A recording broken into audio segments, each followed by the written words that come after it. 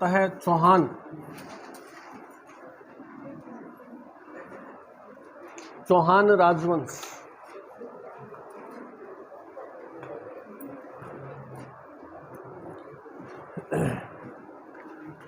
चौहान राजवंश के बारे में हमारी जानकारी काफ़ी कम है।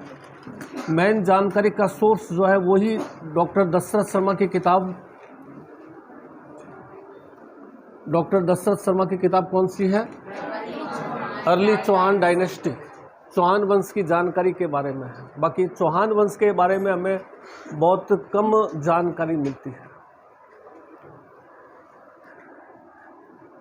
चौहान वंश का संस्थापक बिजोलिया शिलालेख के अनुसार कौन है? वासुदेव चौहान। बिजोलिया शिलालेख के अनुसार चौहान वंश का संस्थापक वासुदेव चौहान है। शाकंभरी या सांबर झील के चारों तरफ ये लोग बसे हुए थे। यहाँ इसने अपनी सत्ता स्थापित की। चौहान राजपूत राजस्थान में सत्ता स्थापित करने वाले पहले राजपूत माने जाते हैं। राजस्थान में सबसे पहले सत्ता 551 ईस्वी में जो है इसने शाकंभरी में अपनी सत्ता स्थापित की थी वासुदेव चौहान द्वारा। तो सबसे पहला राजपूत राजवंश जो राजस्थान में स्थापित हुआ चौहान राजवंश 551 एडी के अंदर। उसके बाद में 561 एडी में प्रतिहार आए थे। तो फर्स्ट चौहान आए थे, सेकंड कौन से थे? प्रतिहार थे। तो चौहान राजपूत सत्ता स्थापित करने वाले पहले राजपूत शासक थे। वासुदेव चौहान ने अपनी राजधानी किसको बनाया था? अहिछत्रपुर, नागौर। इसने अहिछत्रपुर को अपनी राजधानी बनाया था। और सांबर में जो नमक झील है उस नमक झील का निर्माण भी इसी ने करवाया था। ये हमें वासुदेव चौहान के बारे में जानकारी मिलती है। अहिछत्रपुर को राजधानी बनाता है, नमक झील का निर्माण करवाता है, सांबर झील के चारों तरफ बसे हुए लोगों का यह शासक बनता है। चौहान वंश का पहला शासक, या दूसरी भाषा में कहें तो राजस्थान में राजपूत राजवंश का पहला शासक कौन था? वासुदेव चौहान। वासुदेव चौहान के बाद में शासक आता है गुवक। गुवक की कोई खास विशेषता नहीं है। गुवक जो था ये नागभट्ट सेकंड के दरबार में गया था। नागभट्ट सेकंड का दरबारी रहा। बाद में इसने नागभट्ट सेकंड का दरबार छोड़ करके अपने आप को स्वतंत्र शासक के रूप में स्थापित कर लिया था। स्वतंत्र शासक के रूप में गुवक ने अपने आप को स्थापित किया। इसके बाद में चंदन राज आता है।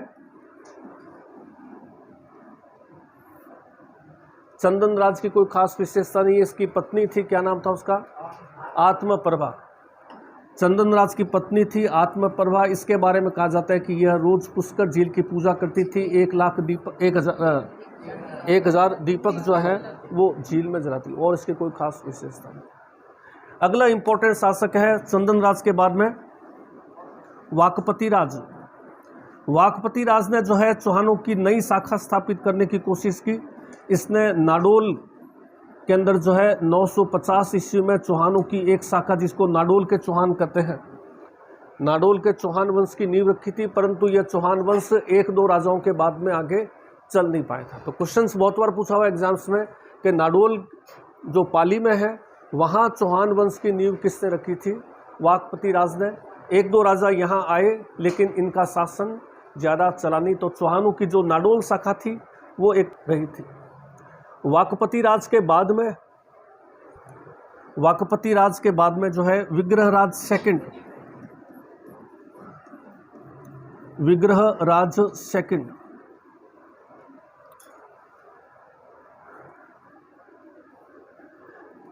इसने जो है चौहानों की कुल देवी आशापुरा माता, जो सभी चौहानों की कुल देवी है। चौहानों की कई सारी शाखाएं हैं, अपन आगे पढ़ेंगे, लेकिन सभी चौहानों की कुल देवी है जिसका नाम है आशापुरा माता। इसका मुख्य मंदिर गुजरात में और एक मंदिर जालोर के अंदर। इसका भी बहुत बार पूछा मत जाता है। आशापुरा माता जालोर राजस्थान में मुख्य मंदिर, वैसे इसका मेन मंदिर जो है वो गुजरात के अंदर है।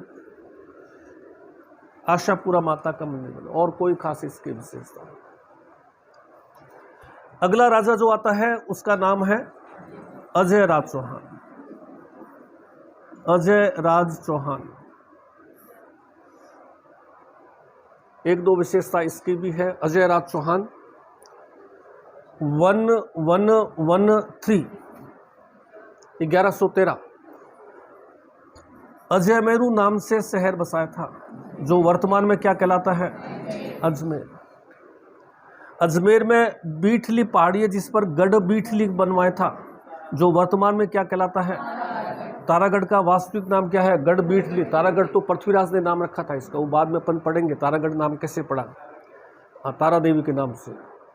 असली नाम इसका क्या है? गढ़ बीठली है। गढ़ बीठली का निर्माण करवाया।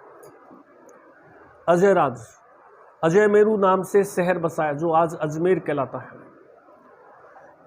इसका पुत्र है अर्णोराज। अर्णोराज के समय तुर्कों का आक्रमण हुआ अजमेर पर। इसने तुर्कों को पराजित किया और पराजित करने के उपलक्ष्य में अजमेर में आना सागर झील बनवाई। अर्णोराज द्वारा अजमेर में आना सागर झील बनवाई गई थी। अर्णोराज ने पुष्कर में वाराह विष्णु का एक अवतार है, वाराह मंदिर का निर्माण करवाया था अर्णोराज। अजय राज ने अपनी पत्नी के नाम से सिक्के चलाए थे। यहां से थोड़ा सा जानकारी और मिलना शुरू होती है। अर्णोराज की हत्या इसके पुत्र जो है वो जगदेव ने कर दी थी। हर राजवंश में हमें एक दो हत्या के केस मिलेंगे। पिता पुत्र की हत्या बहुत कॉमन है। इतिहास अखबार अभी तो ना शुरू हुआ है, आगे पढ़ेंगे तो इस तरह की कॉमन घटनाएं हैं। कारण क्या होता है इसका? एक पुत्र अपने पिता को मार रहा है, एक भाई अपने भाई को मार रहा है? सत्ता तो है ही जी। देखिए, एक पिता है, एक पिता के उस समय क्या है? पॉलीगैमी कॉमन प्रैक्टिस है। हर राजा के 5, 7, 8, 10, 12, 15 रानियां हैं। 1500 रानियां भी थी, ऐसी बात भी नहीं है। तो अब राजा की क्या है? 4-5 रानियां तो प्रिय है, 2-3 रानियां तो प्रिय जो राजा के साथ रहती है, जो भी शासक है उसके साथ रहती है। बाकी रानियां महलों में बैठी रहती है, उनको पूछता नहीं, तो बैठे बैठे क्या करती है? षड्यंत्र रचती है। कैसे इसको हटाएंगे? कैसे हुआ है? अब तो क्या है, षड्यंत्र रचती है। तो इनमें क्या है कि आपस में कोई, अब इस रानी का जो पुत्र है और इस रानी का जो पुत्र है, उनके अंदर आपस में कोई इंटीमेसी है ही नहीं। और गद्दी सबको दिखती है। गद्दी के लिए कोई भी कुछ भी कर सकता है। अब भी अपन देख रहे हैं टीवी पर, अभी भी क्लियर नहीं है पोजीशन क्या हो रहा है। गद्दी के लिए कुछ भी हो सकता है। अभी भी कोई पिक्चर क्लियर नहीं है। 5 साल तक मुझे लगता है कोई क्लियर नहीं रहेगी। कभी भी क्या है, ऊपर नीचे हो सकता है, क्योंकि अभी कोई गद्दी का खेल और कुछ नहीं है। वही नीतीश कुमार चौथी बार घूम रहे, कभी इधर आ रहा है, कभी इधर आ रहा है। उससे भाई कि तुम कर क्या रहे हो, किधर? तो वो गद्दी का खेल एक्चुअली। तो इस वजह से क्या है, यहाँ अब राजा के रानियां हैं 15, 10, 15, 3-4 रानियां उसके साथ रहती है, बाकी रानियां महलों में बैठी है। तो वो अब क्या है, षड्यंत्र करके आपस में झगड़ा करते हैं और फिर कॉमन प्रैक्टिस है। अर्णोराज का पुत्र जगदेव उसकी हत्या कर देता।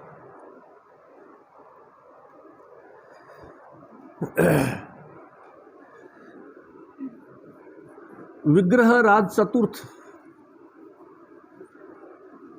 ये अर्ली चौहान डायनेस्टी जो डॉक्टर दशरथ शर्मा की है, इसके अनुसार चौहान वंश का वह सबसे शक्तिशाली शासक या चौहान वंश का सबसे योग्य शासक था जो विग्रहराज चतुर्थ था।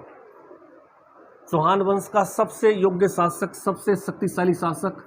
इसका समय जो है वो चौहान वंश का स्वर्ण काल कहलाता है। चौहानों का स्वर्ण काल, विग्रहराज चतुर्थ का समय। विग्रहराज चतुर्थ के बारे में देखें तो इसने जो है 1158 ईस्वी में 1158 ईस्वी में दिल्ली को विजय कर लिया था और दिल्ली को अपने राज्य में शामिल कर लिया। दिल्ली इसकी राजधानी नहीं है, ध्यान रखना है। दिल्ली को विजय करने के बाद में राजधानी इसकी कौन सी है? अजमेरी है। राजधानी तो इसकी अजमेरी है, लेकिन दिल्ली पर यह कब्जा कर लेता है। दिल्ली को अपने राज्य में शामिल कर लेता है। दिल्ली में अपना एक शिलालेख, अपना एक स्तंभ लेख लिखवाता है, जो आज भी मिलता है। अपना एक स्तंभ लेख जो है वो दिल्ली पर लिखवाता है।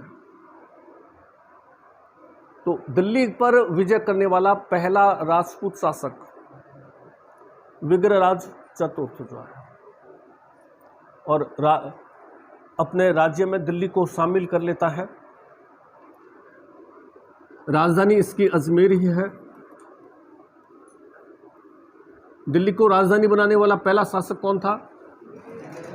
नहीं, दिल्ली को राजधानी बनाने वाला पहला शासक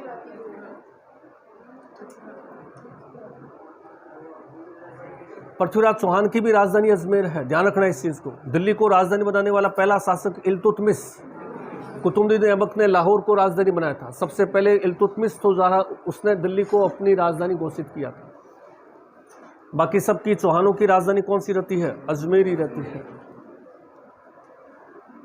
1158 में जो है इसने दिल्ली पर कब्जा किया, दिल्ली को अपने राज्य में शामिल कर लिया। दिल्ली में स्तंभ, विग्रहराज चतुर्थ का एक स्तंभ लेख लिखा हुआ मिलता है।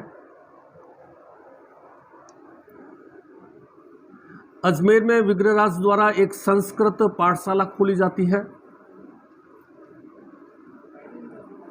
और इस संस्कृत पाठशाला पर इसने अपने द्वारा ही लिखाया हुआ नाटक, कहते हैं पाठशाला की दीवारों पर लिखवाया था, हरिकैली। संस्कृत नाटक है हरिकैली। एक बार क्वेश्चन पूछा था आरपीएससी में, ये हरिकैली नाटक कौन सी रचना पर टीका है? किस रचना को देख करके उसकी समरी लिखी हुई है? प्राचीन भारत की एक फेमस रचना है जिसका नाम है भारवी की रचना। क्या नाम है? भारवी की रचना है किरात अर्जुनीय, अर्जुन और राक्षस किरात के मध्य युद्ध। किरात अर्जुनीय रचना पर यह हरिकैली रचना जो है वो टीका है।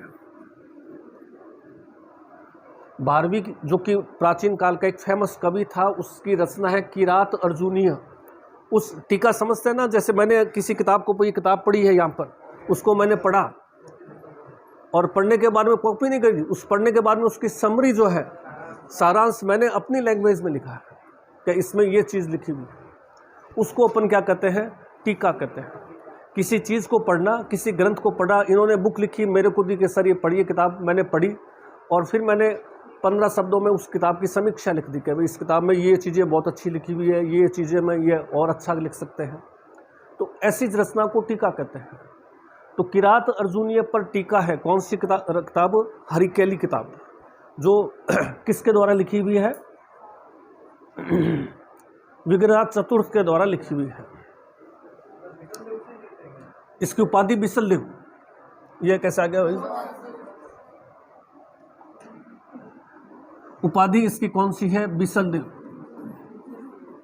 बिसलदेव इसकी उपाधि है। तराइन के दूसरे युद्ध के पश्चात में कुतुबुद्दीन ऐबक ने अजमेर को विजय किया था। अजमेर को विजय करने के बाद में संस्कृत पाठशाला को उसने किस में कन्वर्ट कर दिया? 2.5 दिन का झोंपड़ा। और 2.5 दिन का झोंपड़ा, इसके बारे में कहा जाता है कि यह राजस्थान में बनी पहली मस्जिद है। राजस्थान में बनी फर्स्ट मस्जिद जो कौन सी है? तो 2.5 दिन का झोंपड़ा अजमेर। और इस मस्जिद के अंदर हमें जो है, शायद आपने किसी ने देखा होगा, एक कोने में हमें जो है फारसी के अंदर जो है कुतुबुद्दीन ऐबक का शिलालेख स्थापित किया मिलता है। राजस्थान का पहला फारसी शिलालेख, वो भी इसी 2.5 दिन के झोंपड़े पर स्थापित है। राजस्थान का प्रथम फारसी शिलालेख, राजस्थान का प्रथम मस्जिद, 2.5 दिन का झोंपड़ा। और यहीं पर जो है हमें हरिकैली नाटक जो है वो लिखा हुआ मिलेगा। विग्रहराज के बारे में और कह सकते हैं कि विग्रहराज जो है एक योग्य शासक था, कवि था, विद्या प्रेमी था। कवि बांधव या कटिबंधु एक ही चीज है। कटिबंधु भी मिल सकता है या कवि बांधव भी मिल सकता है। कवि बांधव या कटिबंधु इसकी उपाधि थी, जिसका अर्थ क्या होता है? कटिबंधु या कवि बांधव। कवि बांधव का मतलब है कवियों को आश्रय देने वाला, कवियों को अपने दरबार में स्थान देने वाला। जो एक योग्य राजा की पहचान क्या होती है कि उसका दरबार जो है वो विद्वानों से भरा होता है। अकबर की योग्यता क्या थी? अकबर के दरबार में 9 रत्न थे, एक से एक बढ़कर योग्य विद्वान लोग थे। हर राजा की योग्यता की पहचान क्या होती है कि वो कितना मतलब जो है ज्ञान को सम्मान दे रहा है, कितना योग्यता को सम्मान दे रहा है। तो कवि बांधव इसकी उपाधि थी, जिसका अर्थ होता है कवियों को आश्रय देने वाला इसका दरबार कवियों से, विद्वानों से, लेखकों से भरा हुआ था। सोमदेव को इसने अपना राजकवि बना रखा था। सोमदेव ने जो है ललित विग्रहराज पुस्तक लिखी थी, जो विग्रहराज की जीवनी है। सोमदेव द्वारा ललित विग्रहराज पुस्तक लिखी। और एक कवि और था इसके दरबार में फेमस, जिसने बिसलदेव रासो किताब लिखी थी, नरपति नालह, विग्रहराज और उसकी रानी रूपमती के प्रेम पर। रासो वैसे तो क्या होता है, रासो होता है वीर गाथा काव्य, लेकिन ये रासो अपवाद है जो वीर गाथा के स्थान पर प्रेम काव्य है। बाकी सारे रासो, पृथ्वीराज रासो, हमीर रासो, खुमान रासो जो भी पढ़ेंगे तो उसमें हमें वीरता की गाथाएं मिलेगी, लेकिन ये रासो एक अपवाद रासो है जो वीरता के स्थान पर प्रेम पर लिखा हुआ है। बिसलदेव और रूपमती के प्रेम पर लिखा हुआ है। बिशलपुर शहर जो है वो बिशलदेव के ही बसाया हुआ, टोंक के अंदर है बिशलपुर। तो ये जो है विग्रहराज चतुर्थ तक के बारे में। उसके बाद में जो है चौहान वंश में जो है सबसे योग्य शासक जो आता है, इसमें आधा मिटाने का सिस्टम नहीं है कैसे ये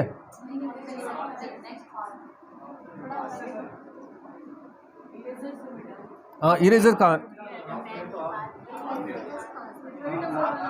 चलो कोई बात नहीं। कौन सा?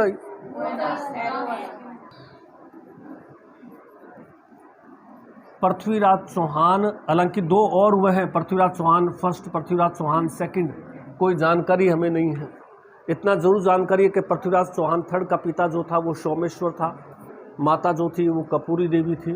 पृथ्वीराज चौहान थर्ड हम कह सकते हैं दिल्ली की गद्दी पर बैठने वाला अंतिम राजपूत शासक है, चौहान वंश का अंतिम योग्य शासक। उसके बाद में चौहानों की दिल्ली से सत्ता खत्म, राजपूतों की दिल्ली से सत्ता खत्म, लेकिन चौहान खत्म नहीं हुए हैं। चौहानों की क्षेत्रीय शाखाएं हर जगह शासन करी है। जैसे हड़ौती में हाड़ा चौहान, हड़ौती में कोटा, बूंदी, झालावाड़, यहाँ की जो रियासतें थी वो भी क्या थी, चौहान। जालोर के देवड़ा चौहान, जालोर के सोनगरा चौहान, आबू के देवड़ा चौहान और भीनमाल के चावड़ा चौहान। तो ये चौहानों की शाखाएं जो है क्षेत्र के रूप में शासन करती रहती है, लेकिन चौहानों की सेंट्रल पावर खत्म हो जाती है। रणथंभौर के चौहान, तो सेंट्रल पावर जो है इसके बाद में चौहानों की खत्म हो जाएगी। चौहानों का यह अंतिम शासक और प्राचीन भारत का अंतिम शासक, जो अंतिम हिंदू शासक जो दिल्ली की गद्दी पर बैठा था, दिल्ली की गद्दी पर बैठने वाला अंतिम राजपूत शासक कह सकते हैं इसको।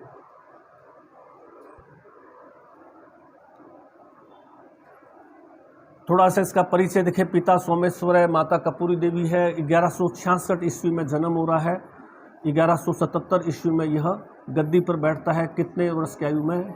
11 वर्ष की आयु, 11 वर्ष की आयु में गद्दी पर बैठता है। माता इसकी संरक्षक बनती है। गद्दी पर बैठने के बाद में यह अपने आसपास के क्षेत्रों पर विजय शुरू करता है। अपने चचेरे भाई, क्या नाम था इसका? नहीं, जयचंद तो मौसी का नाम, चचेरे भाई है नागार्जुन।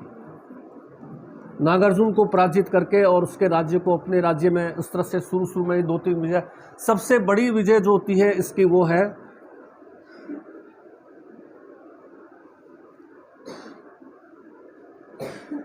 बुंदेलखंड। बुंदेलखंड का राजा कौन है? परमार्दी देव। और परमार्दी देव के 2 सेनापति हैं जिसका नाम क्या है? आल्हा और उदल। आल्हा और उदल। जैसे मालवा क्षेत्र में, बुंदेलखंड के क्षेत्र में आल्हा और उदल के लोकगीत भी बहुत फेमस है। बुंदेलखंड के राजा परमार्दी देव और आल्हा उदल से जो है इसका तुमुल युद्ध हुआ था। तुमुल युद्ध हुआ था और इस तुमुल युद्ध में जो है इसने परमार्दी देव को पराजित किया। आल्हा और उदल इनसे लड़ते हुए मारे गए थे और पृथ्वीराज पूरे यूपी पर अपनी सत्ता स्थापित करता है। गुजरात के राजा चालुक्य भीम सेकंड को स्थापित करके गुजरात पे सत्ता स्थापित कर लेता है पूरा का पूरा अगर इंडिया का अगर अपन नक्शा देखें,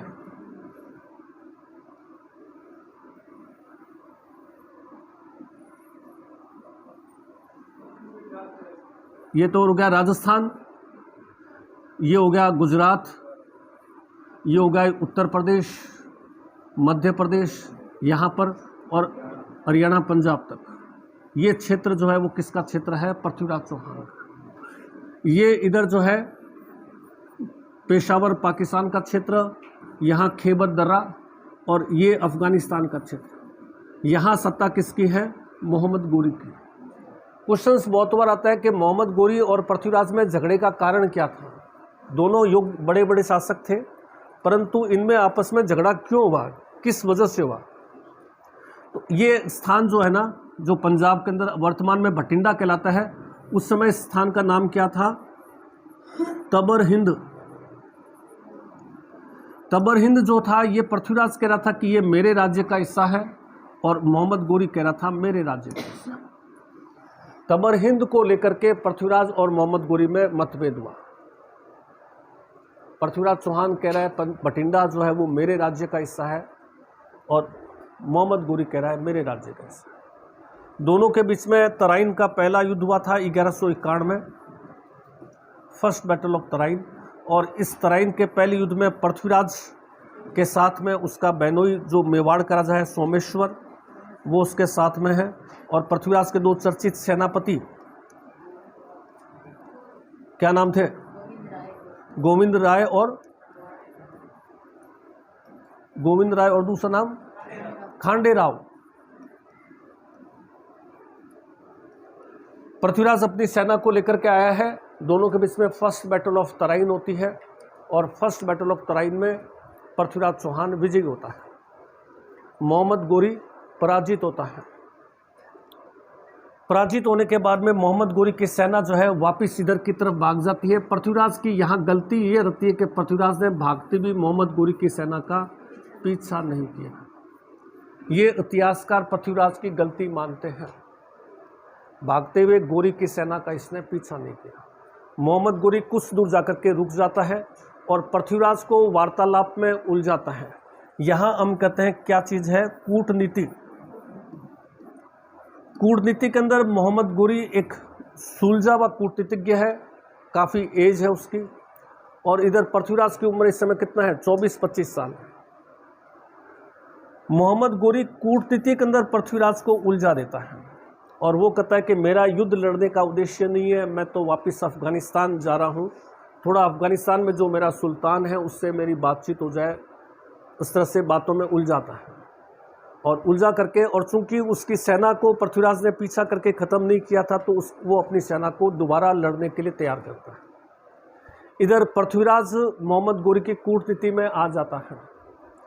पृथ्वीराज अपने सेनापति गोविंद राव और खांडे राव को वापस आधी सेना देकर के कहाँ भेज देता है? दिल्ली भेज देता है कि तुम आगे और विजय करो। पृथ्वीराज के साथ में उसका बहनोई जो है वो क्या नाम था इसका? सोमेश्वर नहीं था, समर सिंह। पृथ्वीराज के साथ उसका बहनोई जो है वो समर सिंह रहा। इधर पृथ्वीराज का अपने मौसेरे भाई जयचंद से भी झगड़ा चल रहा था। किसको लेकर के? दिल्ली को लेकर के। दिल्ली तो पृथ्वीराज का सौतेला भाई जयचंद भी जो है वो गोरी से मिल गया था, तो गोरी और जयचंद की सेना डबल हो गई, और पृथ्वीराज की सेना इधर आधी हो गई।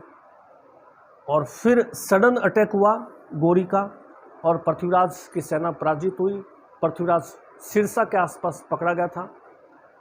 यहाँ अब इतिहासकारों में उलझन है बहुत सारी। कुछ इतिहासकार कहते हैं कि पृथ्वीराज और गोरी में समझौता हुआ। मोहम्मद गोरी ने पृथ्वीराज को अजमेर सौंप दिया था। दोनों पृथ्वीराज अजमेर का शासक बना। संयुक्त सिक्के चले गए थे, जिसमें एक तरफ कुरान की आयतें लिखी हुई थी, एक तरफ लक्ष्मी और गणेश के चित्र थे। लेकिन यह समझौता ज़्यादा लंबे समय तक नहीं चला। फिर दूसरे इतिहासकार कहते हैं ऐसा कोई समझौता नहीं हुआ। पृथ्वीराज मोहम्मद गोरी पृथ्वीराज को पकड़ करके काबुल ले गया था, वहाँ अंधा कर दिया था, और फिर बाद में पृथ्वीराज की हत्या कर दी गई थी। पृथ्वीराज की कब्र काबुल में है। एक इतिहासकारों का ग्रुप कहता है कि पृथ्वीराज का दरबारी कवि क्या नाम था, चंद्र बरदाई, वो पृथ्वीराज को ढूंढते ढूंढते काबुल पहुंच गया था और उसने मोहम्मद गोरी को पृथ्वीराज के शब्दवेदी बाण के बारे में बताया। वो एक दोहा अपने फेमस 4 बाण 24 गज अंगुल अष्ट प्रमाण ताम पे व सुल्तान बैठो मत चुके चौहान, और मोहम्मद गोरी के शब्दवेदी बाण से पृथ्वीराज चौहान ने हत्या कर दी। ऐसी कई सारी कथाएं हैं, लेकिन जो इतिहास के प्रमाणित ग्रंथ माना जाता है वो ये माना जाता है कि पृथ्वीराज की मोहम्मद गोरी ने काबुल में हत्या की। बाद में पृथ्वीराज ने कुतुबुद्दीन ऐबक को अपना प्रतिनिधि बना दिया और अजमेर पृथ्वीराज के पुत्र गोविंदराज को दे दिया। दिल्ली अपने पास में रखा। दिल्ली में कुतुबुद्दीन ऐबक की सत्ता आ गई। दिल्ली में गुलाम वंश, जो अपन ने लिखा है पहले, गुलाम वंश स्टार्ट हो गया। और मोहम्मद गोरी स्वयं जो है 1206 में खोखर जाति के विद्रोह को दबाते हुए मारा गया था, न कि पृथ्वीराज के शब्दवेदी बाण से। तो 3-4 ग्रुप है, चारों ग्रुप हमें ध्यान रखना है कौन से क्या मानते हैं इसको। तो इस घटना से पृथ्वीराज चौहान का खत्म होता है। चौहान डायनेस्टी खत्म होती है सेंट्रल पावर के रूप में। क्षेत्रीय सत्ताएं चौहानों की फिर भी स्थापित रहती है। तो ये पृथ्वीराज का कार्यकाल जो है वो लगभग देख लीजिए आप, 92 के अंदर पृथ्वीराज की मृत्यु हुई और 66 में जन्म हुआ है। लगभग 26 ईयर एज में पृथ्वीराज की हत्या कर दी। उसके बाद में भारत में जो है सल्तनत काल स्टार्ट हो गया।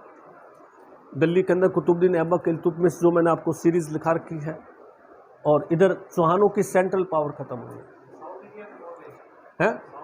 साउथ इंडिया में इस समय जो है चोल शासक,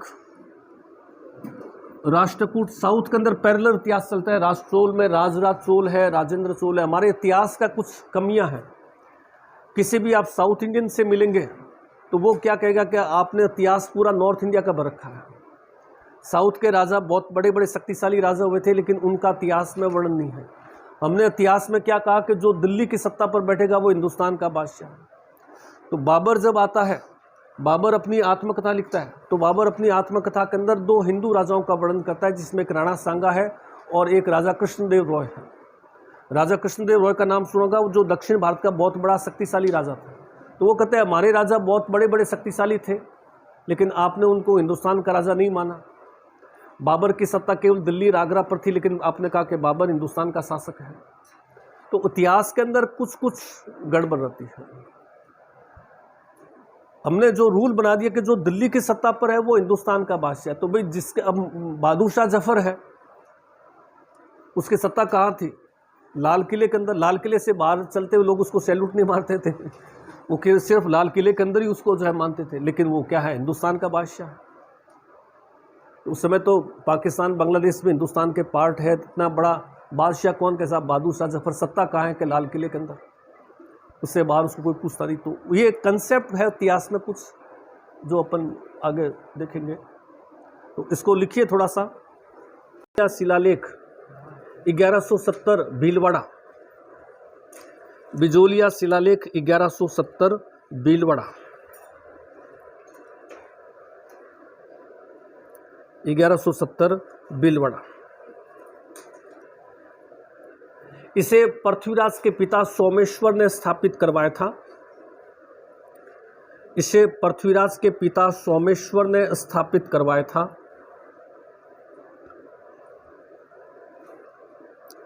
पृथ्वीराज के पिता सोमेश्वर ने स्थापित करवाया था।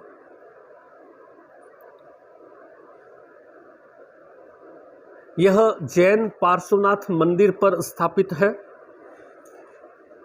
यह जैन पार्श्वनाथ मंदिर पर स्थापित है। जैन पार्श्वनाथ मंदिर पर स्थापित है और जैन पार्श्वनाथ मंदिर पर स्थापित है और इसके लेखक गुणभद्र हैं। लेखक गुणभद्र है। गुणभद्र, लेखक गुणभद्र है। इसमें चौहानों को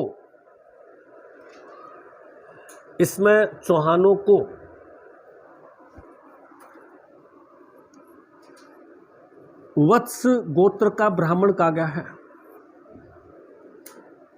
चौहानों को वत्स गोत्र का ब्राह्मण कहा गया है। वत्स गोत्र का ब्राह्मण कहा गया है। और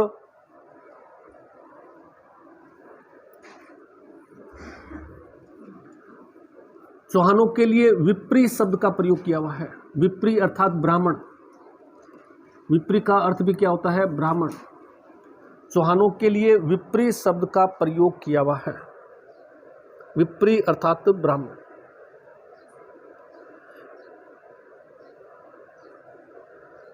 कुंभलगढ़ प्रशस्ति में भी चौहानों को ब्राह्मण बताया हुआ है। कुंभलगढ़ प्रशस्ति में भी चौहानों को ब्राह्मण बताया हुआ है। कुंभलगढ़ प्रशस्ति में भी चौहानों को ब्राह्मण बताया हुआ है।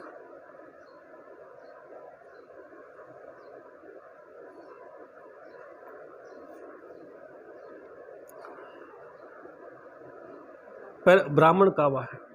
पैराग्राफ चेंज करके लिखिए।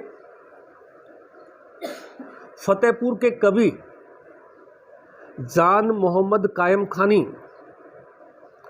फतेहपुर के कवि जान मोहम्मद कायम खानी। जान मोहम्मद कायम खानी द्वारा, फतेहपुर के कवि जान मोहम्मद कायम खानी द्वारा कायम खानियों का इतिहास कायम रासो लिखा गया। कायम खानियों का इतिहास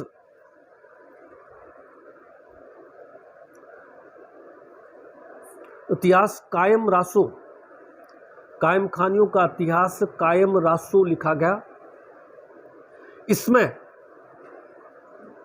इसमें कायम खानियों को चौहान कहा गया और ब्राह्मण कहा गया। कायम खानियों को चौहान और ब्राह्मण बताया गया।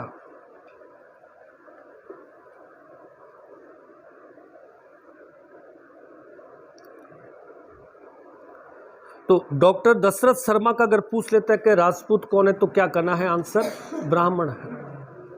अब आ जाइए डॉक्टर ओझा, गौरीशंकर ओझा। डॉक्टर गौरीशंकर ओझा नेक्स्ट।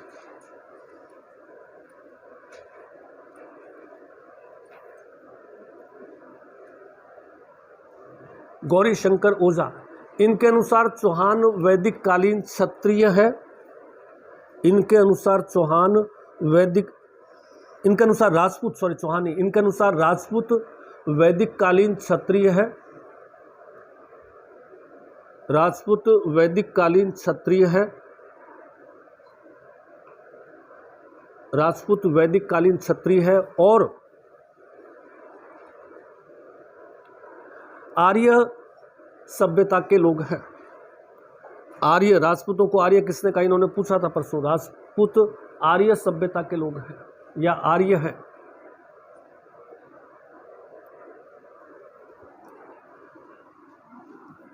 राजपूतों की दो शाखाएं हैं। पहला लिखिए सूर्यवंशी राजपूत, जो सूर्य के उपासक थे। दो शाखा इसी में लिखना है। राजपूतों की दो शाखाएं हैं, सूर्यवंशी राजपूत। इसमें बीकानेर के या मारवाड़ के राठौड़। सूर्यवंशी राजपूत कौन कौन से हैं? मारवाड़ के राठौड़, मारवाड़ के राठौड़। दूसरा मेवाड़ के गुहिल व सिसोदिया। मेवाड़ के गुहिल व सिसोदिया। मेवाड़ के गुहिल व सिसोदिया। आमेर के कच्छावा। आमेर के कच्छावा। आमेर के कच्छावा। ये क्या है? सूर्यवंशी राजपूत। चंद्रवंशी राजपूत जैसलमेर के भाटी, करौली के यादव। चंद्रवंशी राजपूत सेकंड, सूर्यवंशी खत्म होगा, सेकंड चंद्रवंशी जैसलमेर के भाटी व करौली के यादव। जैसलमेर के भाटी व करौली के यादव। अगला आ जाइए doctor Chattopadhyay, doctor Chattopadhyay, doctor Chattopadhyay. इनके अनुसार राजपूत मिश्रित नस्ल के हैं, राजपूत मिश्रित नस्ल के हैं।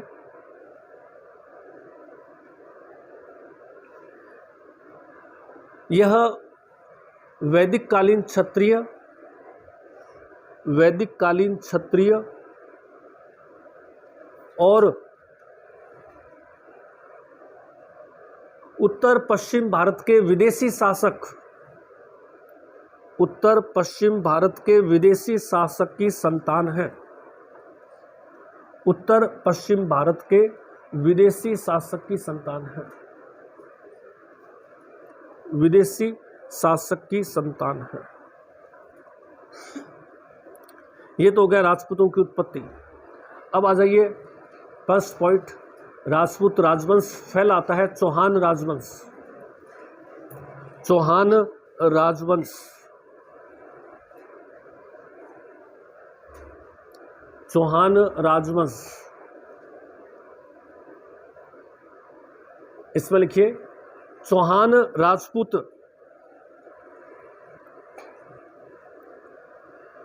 राजस्थान में सत्ता स्थापित करने वाले पहले शासक थे,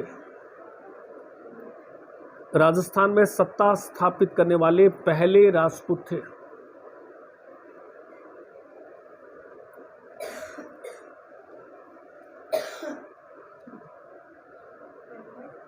चौहान वंश का संस्थापक वासुदेव चौहान था,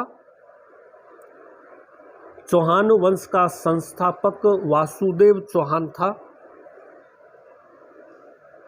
वासुदेव चौहान था। इसने शाकंभरी में सत्ता स्थापित की, शाकंभरी सांबर, इसने शाकंभरी में सत्ता स्थापित की, शाकंभरी में सत्ता स्थापित की। अहिछत्रपुर को अपनी राजधानी बनाया, अहिछत्रपुर, अहिछत्रपुर को अपनी राजधानी बनाया।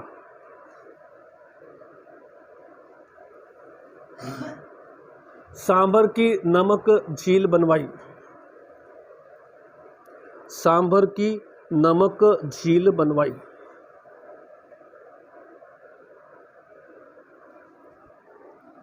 दूसरा राजा आता है गुवक,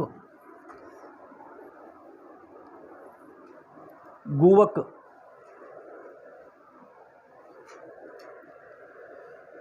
यह प्रतिहार नागभट्ट सेकंड का, नागभट्ट फर्स्ट का दरबारी था।